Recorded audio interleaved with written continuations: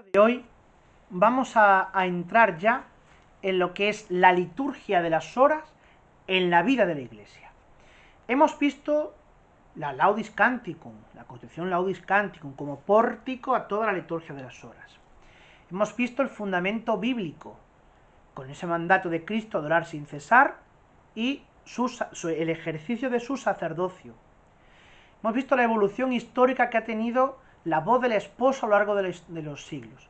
Pero ahora vamos a ver un poquito las entrañas de todo esto. Es decir, qué es la liturgia de las horas en la vida de la Iglesia y en la vida de cada cristiano.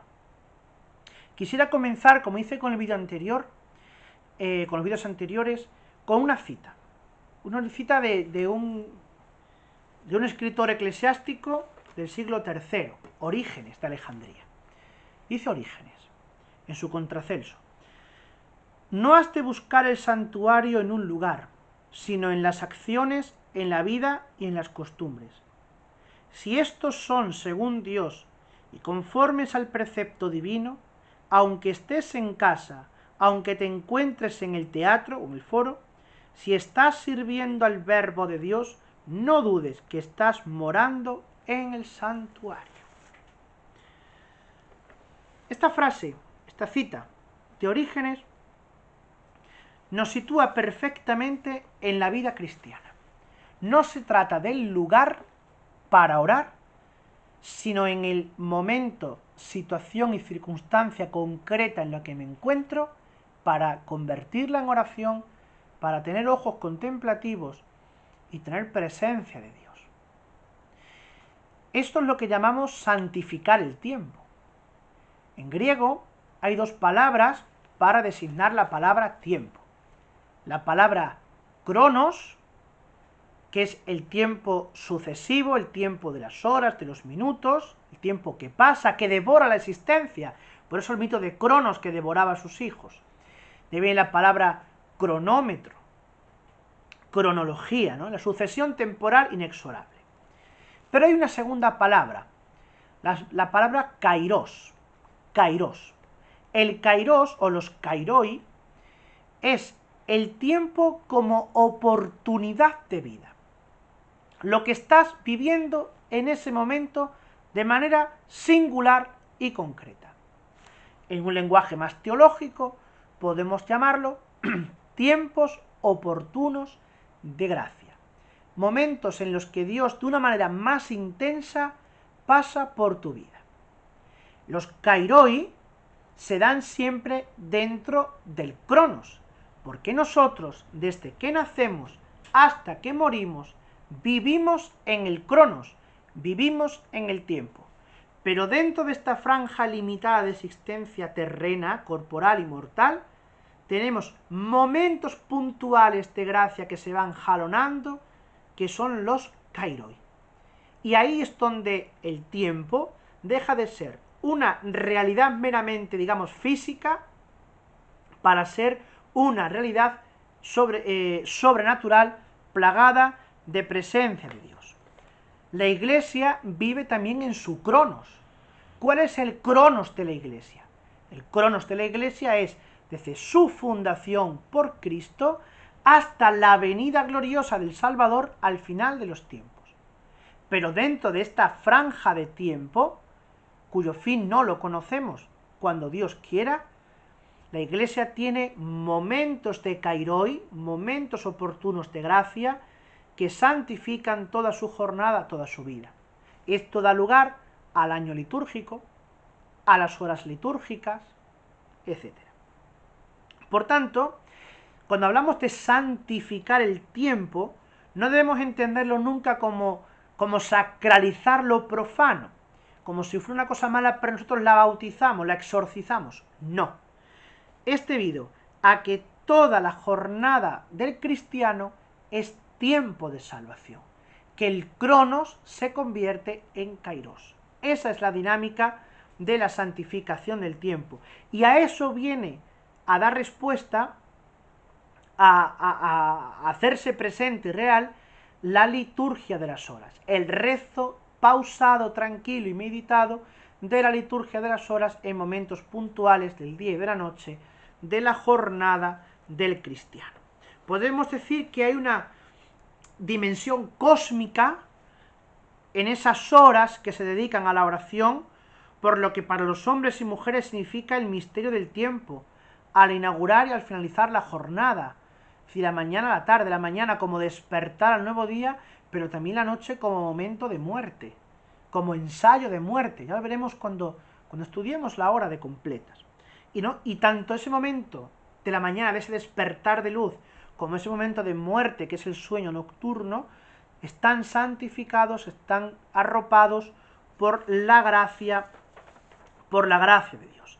Bien, esto es el tiempo santificado, esto es el tiempo consagrado a Dios en su existencia. Y eso es, en esencia, lo que es la liturgia de las horas en la vida de la Iglesia.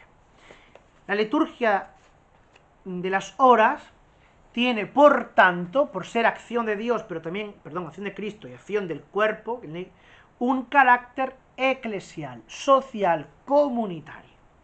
Es epifanía, manifestación grande de la Iglesia.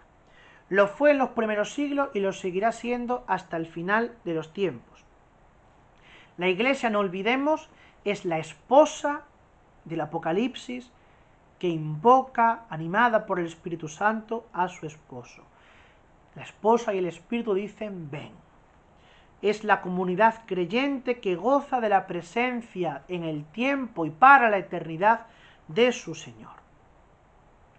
Dice la ordenación general de la liturgia de las horas: la oración pública y comunitaria del pueblo de Dios figura con razón entre los principales cometidos de la Iglesia, porque para esto está la Iglesia en el mundo.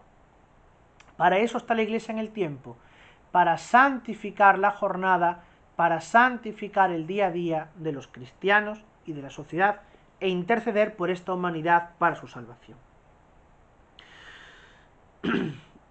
Cuando los fieles, de hecho, seguirá diciendo, cuando los fieles son convocados y se reúnen para la liturgia de las horas, uniendo sus corazones y sus voces, visibilizan a la Iglesia que celebra el misterio de Cristo, y lo celebra para ejercer una acción benéfica y salvífica en favor de toda la humanidad, incluso cuando esta humanidad persigue y rechaza a la misma Iglesia.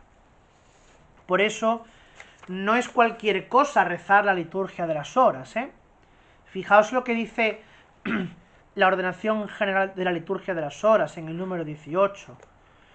Los que toman parte en la liturgia de las horas contribuyen de modo misterioso y profundo al crecimiento del pueblo de Dios, ya que las tareas apostólicas, la acción de evangelizar, se ordenan a que todos, una vez hechos hijos de Dios por la fe y por el bautismo, se reúnan, alaben a Dios en medio de la Iglesia, participen en el sacrificio y coman la cena del Señor.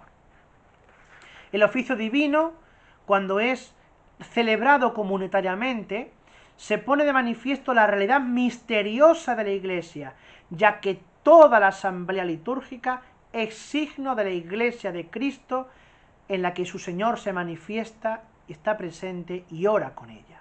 Ya sea una comunidad reunida en un templo para entonar vísperas, como un cristiano en su salón, sentadito en el sillón de su salón, mirando una cruz, rezando las laudes. Es la misma Iglesia. Cuando la Iglesia, esposa de Cristo, al orar y cantar salmos, al escuchar la palabra de Dios y celebrarla, está haciendo presente en el tiempo el misterio de la salvación y haciendo eficaz su llegada a los hombres, se santifica a sí misma, beneficiándose de una acción que es acción y profecía. Al ir deshojando las sucesivas horas del día por medio de la oración, la Iglesia gusta ya en este mundo de los bienes del mundo futuro.